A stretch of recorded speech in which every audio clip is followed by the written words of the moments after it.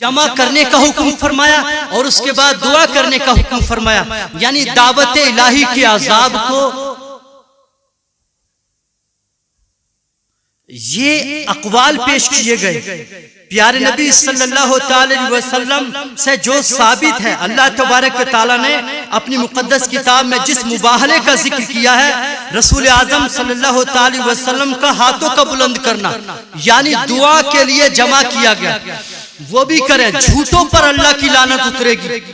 یعنی آپ مستجاب الدعوات اللہ کے نبی ہیں۔ اب یہاں پر ایک بات آ رہی ہے، کیا اسلام کے اندر یہ جائز ہے اگر کوئی شخص یہ کہے چلو میں بھی اپنی کتاب لیتا ہوں، میں بھی اللہ کی کتاب لیتا ہوں، میں بھی قرآن لیتا ہوں اور میں بھی پہاڑ پر چڑھ جاؤں، تم بھی پہاڑ پر چڑھ جاؤ، دونوں چھلانگ لگاتے ہیں، جو بچ جائے گا وہ حق پر ہوگا، جو بچ جائے گا اس کا دین سچا ہوگا؟ کیا ایسے مباہلہ کی قرآن کے اندر یا حدیث کے اندر اس کی اجازت ہے؟ تو میرے بھائی سمجھیں، قرآن خودکشی کا، اسلام خودکشی کا حکم نہیں دیتا۔ کوئی انسان یہ کہے کہ مینارے پر چڑھ جائے، میں مینارے سے چھلانگ لگاتا ہوں، تم بھی چھلانگ لگاؤ، جو بچ جائے گا وہی حق پر ہوگا۔ تو میرے بھائی، دین کی حقانیت کی بنیاد کسی کی زندگی پر نہیں ہے۔ اگر کوئی انسان اگر مر جاتا ہے، اگر کوئی یہ کہے کہ میں اپنا صحیفہ دیتا ہوں، اپنی کتاب دیتا ہوں، یہ حق ہے تو یہ نہ جلے گی۔ ارے بھائی، دنیا کے اندر ساری مثالیں موجود ہیں، کون سی ایسی کتاب ہے جو نظر آتش نہ ہوئی ہے؟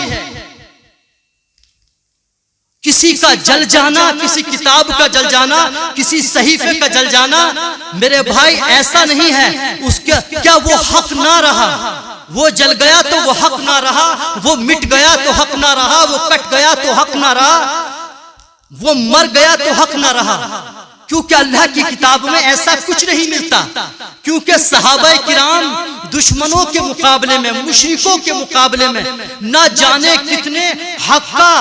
علم برداری کرتے ہوئے شہید ہو گئے، تیلوں کے اندر روسٹ ہو گئے، وہ جل گئے، خاکستر ہو گئے، وادیوں میں، وہ پہاڑوں میں دب کر شہید ہو گئے۔ لیکن میرے عزیز، کسی کے شہید ہو جانے سے حقانیت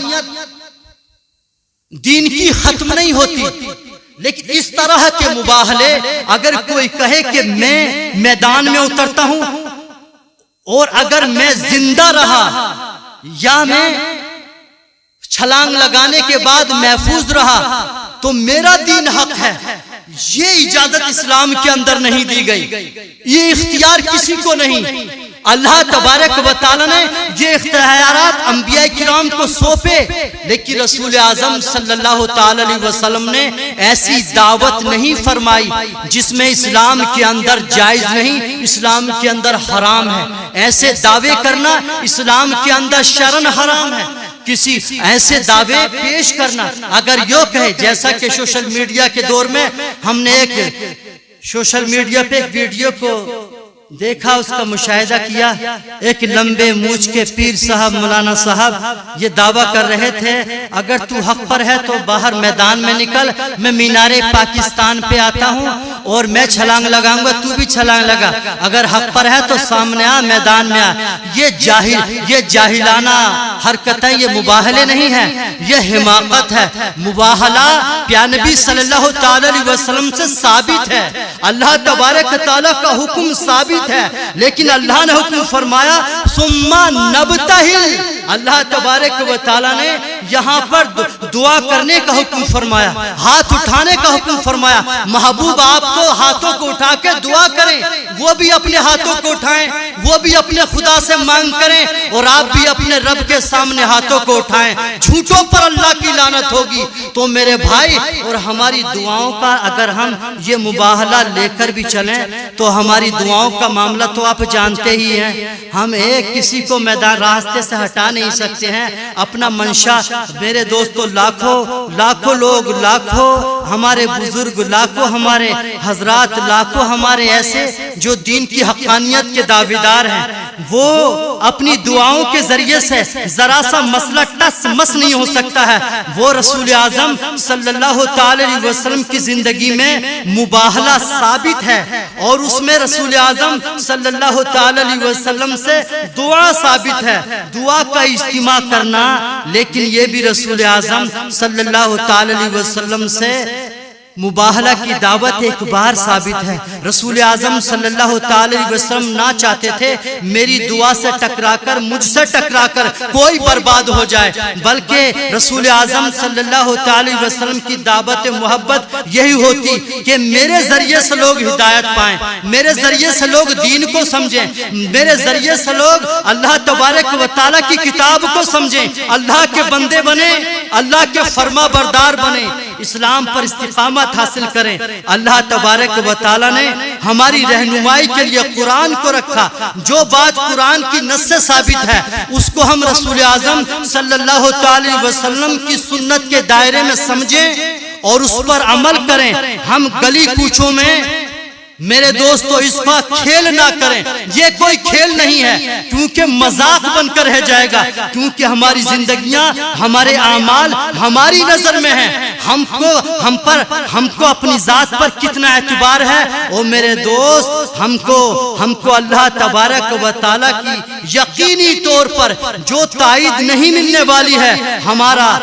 ایسی حالت میں پیار نبی صلی اللہ تعالی علیہ وسلم کے طریقے کو نظر میں رکھنا، رسول اعظم صلی اللہ تعالی علیہ وسلم کی سنت کو سمجھنا بے حد ضروری ہے۔ جو باتیں پیار نبی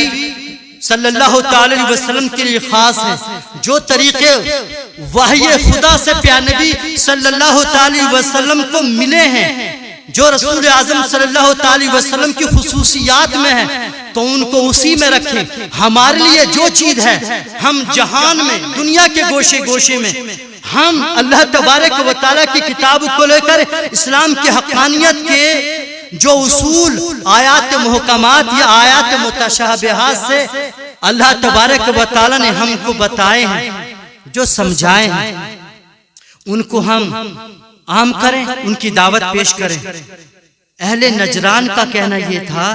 حضرت عیسیٰ علیہ السلام بھی اللہ ہیں، خدا ہیں، حضرت عیسیٰ علیہ السلام کی والدہ وہ بھی اللہ تبارک و تعالیٰ کی عطا سے وہ بھی خدا ہیں۔ لیکن میرے بھائی یہاں پر بات سمجھنے کی ہے، کلمت اللہ سے مراد کیا ہے؟ وہ لوگ تو یہی سمجھے کہ کلمت اللہ سے مراد کیونکہ وہ اللہ کا کلام ہے تو وہ خدا ہے۔ کلمت اللہ یعنی اللہ تبارک و تعالیٰ نے فرمایا ثم قال له کن فیکون، اللہ تبارک و تعالیٰ نے ایک بندی کے لیے جب ارادہ فرمایا کہ اس کو میں وہ پیارا بیٹا عطا کروں گا، اور اس حالت میں اللہ تبارک و تعالیٰ نے جو فیصلہ فرمایا اس نے فرما دیا کن ہو جا تو وہ ہو گیا۔ تو یہ اللہ کا کلام تھا، اللہ کا حکم تھا، اللہ نے فرمایا ہو جا تو وہ ہو گیا۔ اب روح من اللہ سے جو مراد یہاں پر لی جاتی آیات متشابہات ہیں، یہ کیونکہ آیات متشابہات میں ظاہر پر حکم لاگو نہیں کیا جاتا، اس کی مراد کو اللہ ہی بہتر جانتا ہے، لیکن اس کی صحیح تعبیر کیا ہے اللہ تبارک و تعالیٰ نے علماء حقانی، علماء ربانی کے ذریعے سے ہم تک جو پہنچائے ہیں۔ پیارے نبی صلی اللہ تعالی وسلم کی زندگی اس بات کی گواہ ہے۔ تو یہاں پر روح من اللہ سے مراد یعنی وہ روح جو بغیر اسباب کے اللہ تبارک و تعالی نے اپنے نظام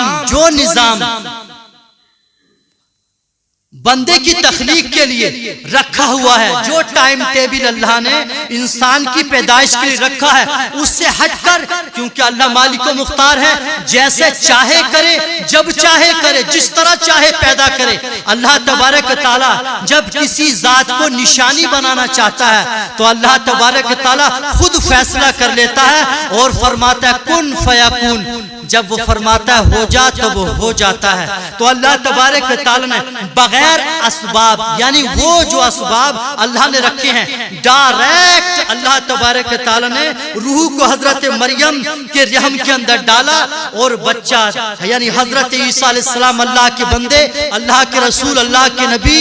وجود میں آئے، پیدا ہوئے، تو یہاں پر روح من اللہ کا مطلب یہ ہے، یہ آیات متشابہات ہیں، اور جو آیات محکمات ہیں انشاءاللہ تعالی ہم اس کی تشریحات کو آئندہ کنز الایمان سے پیش کریں گے۔ یہاں پر ہم کو اللہ کی مقدس کتاب کے ذریعے سے جو باتیں سمجھنے کو ملی ہیں، سننے کو ملی ہیں، اس میں سب سے خاص بات یہ ہے کہ مباہلہ اور چیز ہے، مناظرہ اور ہے، مباحثہ اور ہے، اور مجادلہ اور ہے۔ تو اللہ تبارک و تعالی حقیقت کو سمجھنے کی توفیق عطا فرمائے، اور اللہ تبارک و تعالی ہم سب کو نیک بننے کی توفیق عطا فرمائے، آمین۔ وآخر دعوانا ان الحمدللہ رب العالمین، استغفر اللہ رب